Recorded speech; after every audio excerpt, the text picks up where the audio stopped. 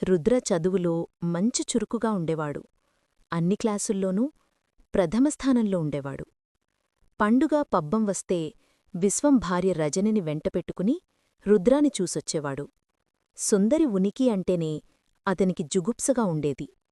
సెలవులిచ్చినప్పుడు తల్లిని చూడాల్సి వస్తున్నని ఇంటికి రావడానికి ఇష్టపడేవాడు కాదు. వేసవి సెలవుల్లో ఇంటికి వచ్చినా ముళ్లమీద ఉన్నట్టు ఉండేవాడు. రుద్ర కాలేజ్ చదువు పూర్తి చేసుకుని ప్రాంగణ నియామకాల్లో పెద్ద జీతంతో గూగుల్ కంపెనీలో చేరాడు. విశ్వం రజని రుద్రాకి మంచి పిల్లని చూసి పెళ్లిచేశారు. పెళ్లయ్యాక రుద్ర ఇంటికి రావడమే మానేశాడు. బాబాయిని ఆఫీస్లో వెళ్లి కలిసేవాడు, పిన్నితో ఫోన్లో మాట్లాడేవాడు.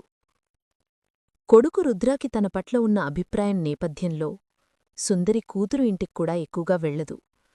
కూతురు హరిణి తననేమీ అనదు, కాని అన్నయ్య ప్రభావమో ఏమిటో ప్రేమగా ఆప్యాయంగా మసలుకోదు. బాబాయ్ పిన్నిల అండదండల్లో పెరగడం వల్ల వారితో ఎక్కువ చనువుగా ఉంటుంది. ఏం కావాలన్నా పిన్నినే అడుగుతుంది. పెళ్లికి ముందే సుందరి జీవితం గురించి విశ్వం దంపతుల ద్వారా తెలుసుకున్న ఆమె అల్లుడు, అతని తల్లిదండ్రులు ఆమె పట్ల అభిమానంగా, ఆప్యాయంగా, సానుభూతితో ఉంటారు. కాని ఆమెకే అక్కడికి వెళ్ళి 4 రోజులుండటం ఇష్టముండదు. ఇంకా ఉంది. చివరి కోరిక ధారావాహిక 6వ భాగం త్వరలో.